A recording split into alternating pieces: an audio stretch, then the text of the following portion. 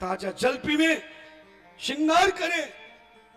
पुरुष लोग भी माथे पे तिलक लगा सकते हैं या बाद में लगाए, लेकिन सूर्य को सबसे पहले अर्घ दें।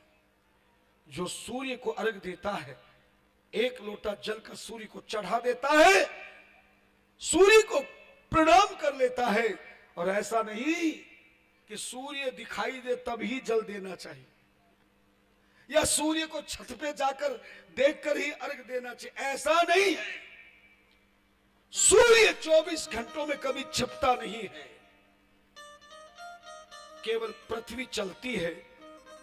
पृथ्वी की ओट आने पर सूर्य दिखाई देना बंद हो जाता है। अगर सूर्य छिपता तो तुम विदेश गए या न गए, मैं तो गया हूं। भारत में जब रात होती तो अमेरिका में दिन होता है। अगर सूर्य वहां क्यों उग रहा है? क्या सूर्य अमेरिका का अलग है, भारत का अलग है? सूर्य कभी एक ही जगह रहता है। जब पृथ्वी चलती है तो हमारी दिशाएं बदल जाती है।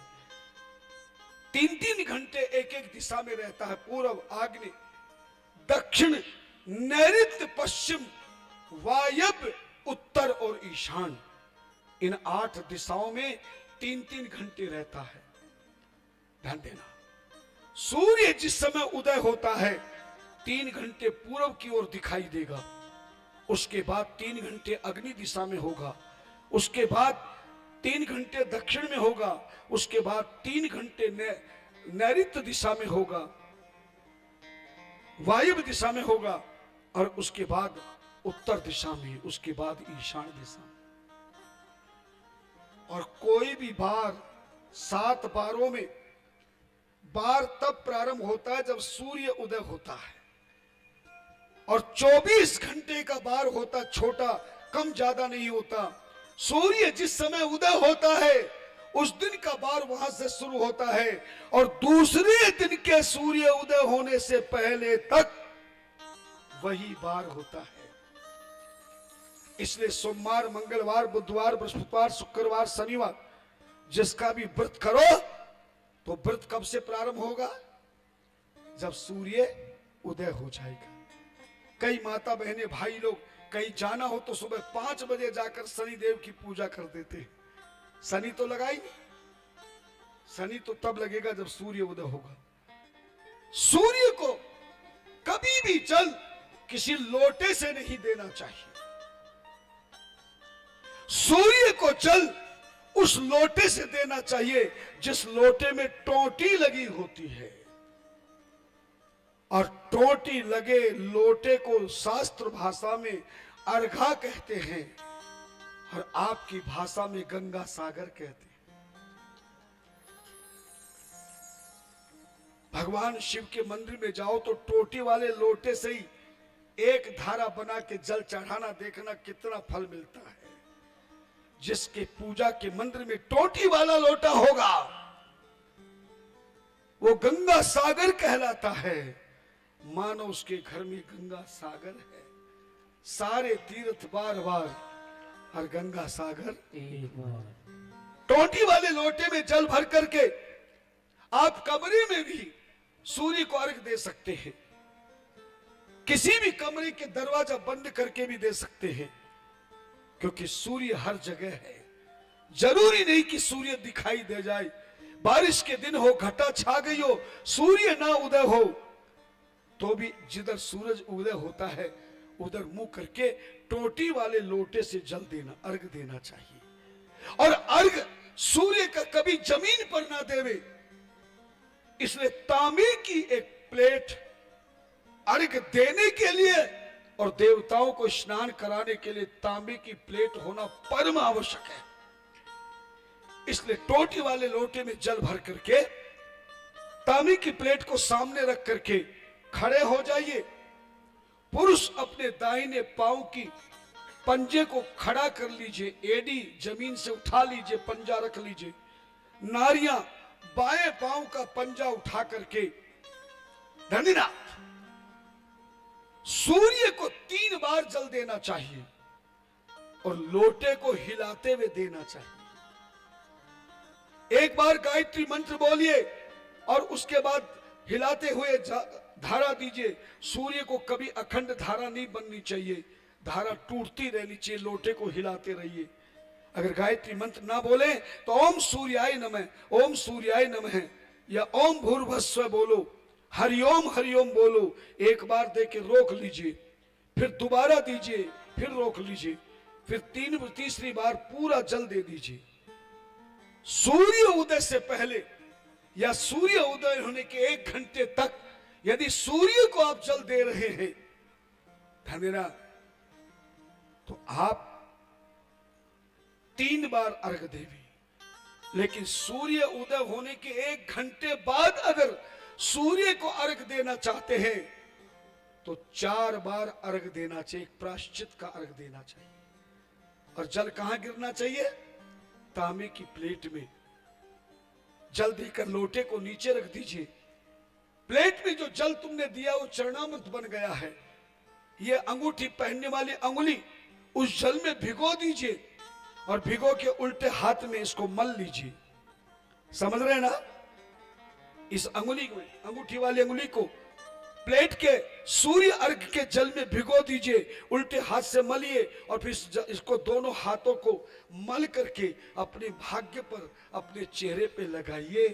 तुम्हारा शरीर सोने जैसा बन जाए। और सूर्य को कभी हाथ जोड़ के प्रणाम नहीं करना चाहिए, सूर्य को समर्पण की भावना से प्रणाम किया जाता है। ये जो ऊपर दोनों हाथ हम करते हैं, ये पूजा की 24वीं मुद्रा है जिसका नाम है समर्पण मुद्रा। जब आदमी दोनों हाथ कर लेता है तो मानो उसने अपने आप को भगवान को समर्पण कर दिया। लेकिन आज तक तुम अर्पण करते रहे, समर्पण नहीं किया है। जब आदमी किसी के सामने दोनों हाथ खड़े कर लेगा, इसका मतलब क्या हुआ? उसने अपने आप को समर्पित कर दिया है। सूर्य को भी दोनों हाथ ऊपर करके एक मंत्र है, वो मंत्र है ओम घृणी सूर्याय नमः। चूंकि आदित्य 12 है, सूर्य 12 है, इसलिए 12 बार ओम घृणी सूर्याय नमः, ओम घृणी सूर्याय नमः, ओम घृणी सूर्याय नमः, ओम घृणी सूर्याय नमः 12 बार बोली। बस इसके बाद प्लेट का जल तुलसी के अलावा, केले के अलावा किसी भी पौधे में, घर में जो भी पौधा हो उस जगह उस जल को डाल दीजिए और लोटे और प्लेट को साफ करके मंदिर में चले जाइए। इस तरह से सुबह स्नान आदि करके सूर्य को अर्घ देना संध्या कर्म है। और आप सूर्य को अर्घ देने के बाद प्रणाम करने से पहले अगर गायत्री मंत्र तुम्हें याद है तो 10 बार गायत्री मंत्र बोलिए। कितनी बार बोलेंगे? केवल 10 बार, 11 बार या 12 बार नहीं। और मंत्रों के विषम संख्या में जाप किया जाता है, लेकिन बिना माला के गायत्री का 10 बार जाप किया जाता है। आप करके देखना, जीवन में आनंद ही आनंद प्राप्त हो। यह शिव महापुराण, यह शिव महापुराण, यह शिव महापुराण, यह शिव महापुराण, यह शिव महापुराण, यह शिव महापुराण, हो शिव महापुराण, शिव महापुराण, ओम नमः शिवाय, शिवाय, ओम नमः शिवाय। हरे हर हर हर महादेव, हरे हरे महादेव।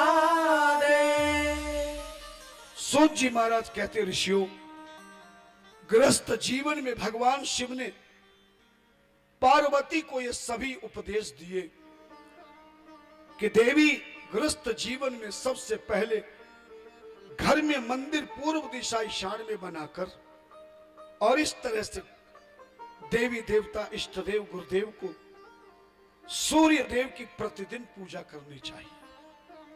शंकर भगवान बोले देवी मेरा स्थान ईशान दिशा है। जब सुबह रात्रि के आखिरी प्रहर में सूर्य उदय होने से 3 घंटा पहले सूर्य भगवान जब ईशान कोण में आते हैं तब मैं चंद्रमा से अमृत का कुंभ लेकर सूर्य को अर्घ देता हूं और वो अर्घ सीधा पृथ्वी पर गिरता है। 3 घंटे तक मैं अर्घ देता हूं हिलाता हुआ, तो पूरी पृथ्वी पर वो अमृत की बूंदें गिरती हैं। उस 3 घंटे में जो व्यक्ति उठ के स्नान करता है,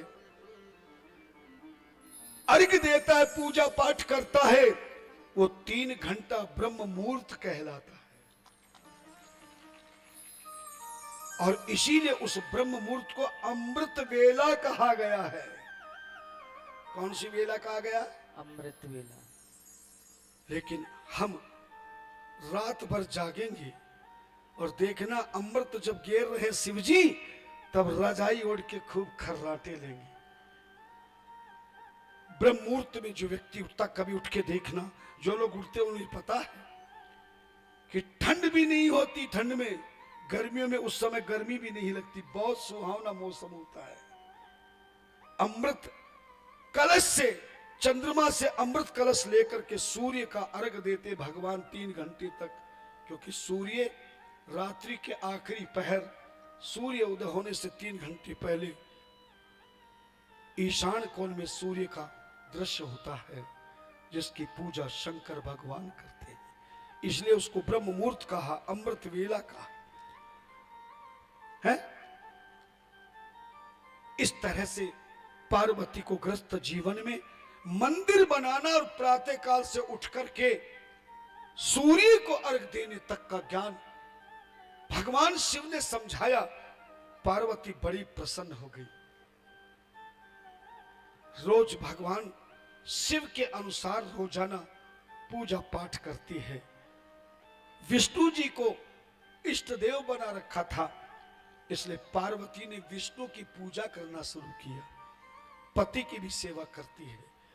विष्णु सहस्त्र नाम का पाठ करती तो बहुत देर हो जाती थी। एक दिन भगवान शिव ने कहा, तुझे विष्णु सहस्त्र नाम के पाठ की आवश्यकता नहीं। जिस मंत्र को मैं जाप करता हूं देवी, उसी मंत्र को तुम जाप किया करो, और वो मंत्र से राम जी बड़े जल्दी प्रसन्न हो जाते हैं। मंगल भवन अमंगलहारी, द्रवहु सो दशरथ अजर बिहारी। उसी दिन से पार्वती अपने शिवजी के साथ में इसी राम नाम मंत्र का जाप करने लगी। और तुलसी जी ने लिख दिया, बोले मंगल भवन अमंगलहारी, उमा सहित जेहि जप त्रिपुरारी। बात समझ गए?